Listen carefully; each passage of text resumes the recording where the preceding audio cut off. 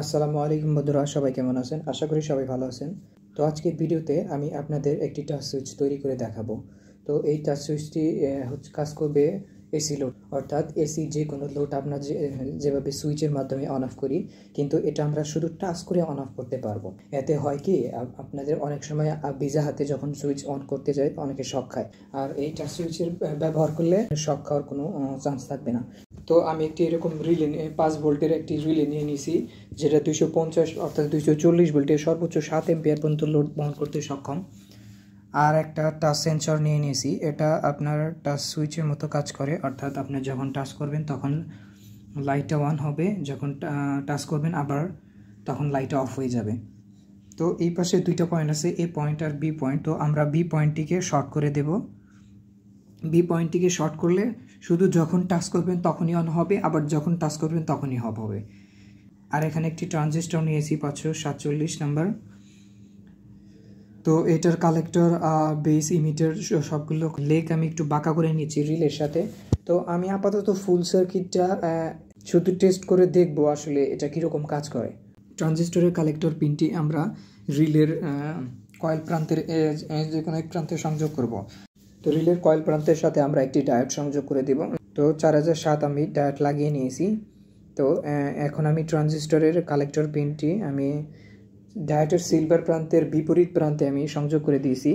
আর ট্রানজিস্টরের বেজের সাথে একটা 1 কিলো ওহম অথবা আপনারা 330 ওহমের রেজিস্টার সংযোগ করে নেবেন। তো আমি সংযোগ করে নিয়েছি। তো এখন আমি এর সাথে তার সংযোগ করে নিচ্ছি। তো রেজিস্টারের মাথায় আমি একটি তার লাগিয়ে নিচ্ছি, আর ট্রানজিস্টরের ইমিটার পিনের সাথে আমি একটা ব্ল্যাক তার সংযোগ করে নিচ্ছি, আর রিলের কয়েল প্রান্তে আর একটা পজিটিভ তার সংযোগ করে নিব। তো আপনারা ধৈর্য সহকারে ভিডিও দেখেন। তো আপনারা সবাই ধৈর্য সহকারে ভিডিওটি দেখেন।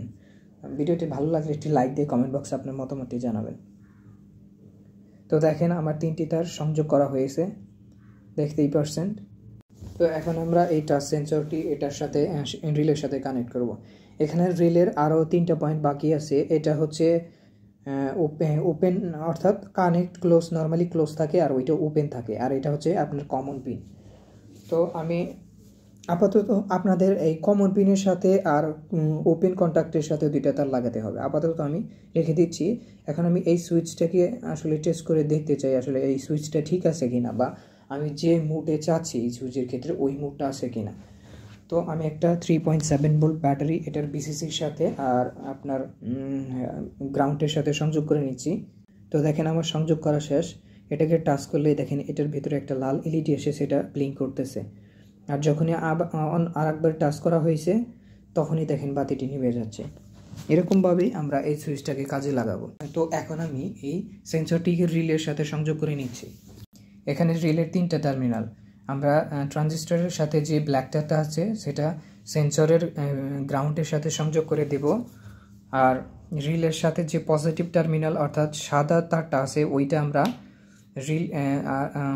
ওইটা আমরা সেন্সরের পজিটিভের সাথে সংযোগ করব, আর নীল তারটা যেটা রেজিস্টার থেকে বের হয়েছে ওটা আমরা সেন্সরের আউটপুটের সাথে সংযোগ করব, অর্থাৎ মাঝের পিনটা।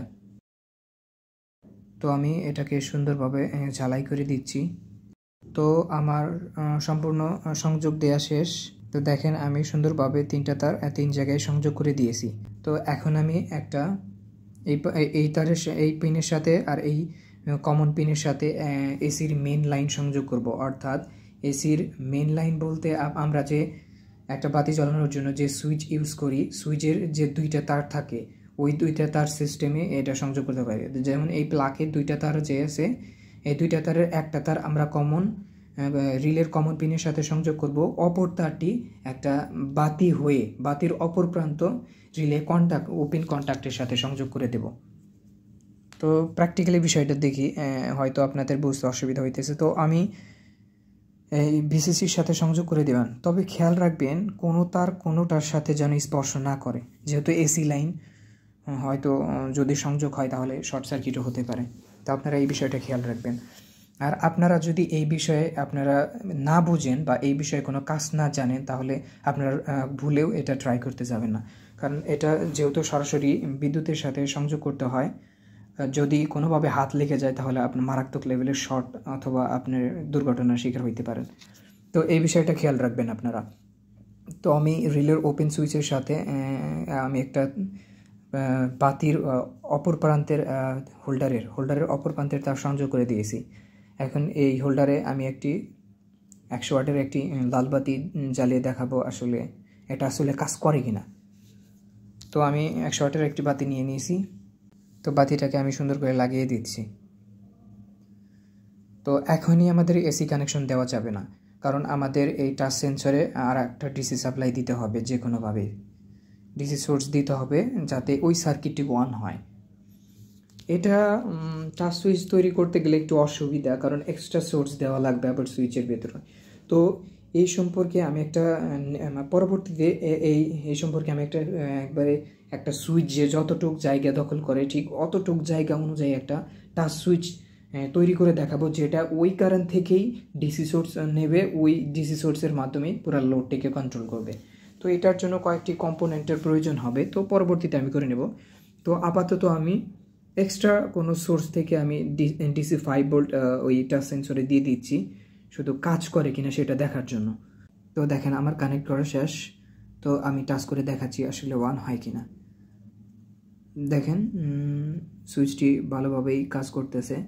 এখনও কিন্তু আমি এসি কারেন্ট দিইনি এটার ভেতরে। তো এখন আমি এসি সংযোগটা দিয়ে দেবো, আসলে দেখি কি হয়। তো আপনারা এই বিষয়টা খুব সাবধানের সহিত, এসি দেওয়া অবস্থায় আপনারা এই সার্কিটের কোনো জায়গায় হাত দেবেন না, তা না হলে আপনারা দুর্ঘটনার শিকার হবেন। তো এই বিষয়টা আপনারা খেয়াল রাখবেন, খুব সাবধানের সহিত আপনারা কোনো জায়গায় টাচ করবেন না। তো দেখেন টাচ করার সাথে সাথে বাতিটি জ্বলছে। অনেকগুলি জ্বালিয়ে দেখছি আমি, আসলে ঠিকঠাক কাজ করতেছে। তো দেখতেছি, তো দেখছেন ঠিকঠাক কাজ করতেছে। তো আবারও যখন আমি সুইচ যখনই এটার পাশে নিয়ে আসবো তখনই অন হবে, আবার যখন পাশে নিয়ে আসবে তখনই অফ হবে। তো এরকমভাবে আসলে সার্কিটটা কাজ করে। তো এটা পুরোপুরি টাচ করা লাগে না, একটু ফাঁকা রাখলেই আর কি আপনার সুইচটা কাজ করে। তো এটা যদি এর উপরে একটা পিভিসি শিট দেওয়া যায় যাতে অপরিবাহী থাকে, যা আপনার হাতে কোনো শক লাগবে না। তো আমি এরকম একটা কিছু দিয়ে দেখাচ্ছি আসলে কাজ করে কিনা।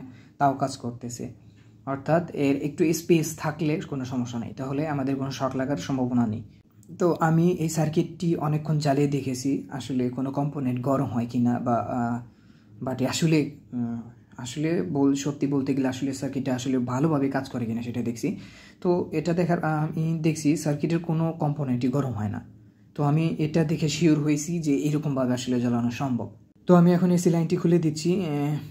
তো দেখেন আমি একটা কম্পোনেন্টও গরম পাইনি, সবটি কম্পোনেন্টে সুন্দরভাবে কাজ করতেছিল। তো পরবর্তী ভিডিওতে আমরা একটা সুইচ তৈরি করব, যেটার মাধ্যমে আমরা সরাসরি বোর্ডে লাগিয়ে আমরা যে কোনো লোডকে কন্ট্রোল করতে পারবো। তো এটা তৈরি করব নেক্সট ভিডিওতে। তো ভিডিওটি যদি ভালো লাগে একটি লাইক দিয়ে কমেন্ট বক্সে আপনার মতামতটি জানাবেন। তো সবাই ভালো থাকবেন, সুস্থ থাকবেন, আল্লাহ হাফেজ।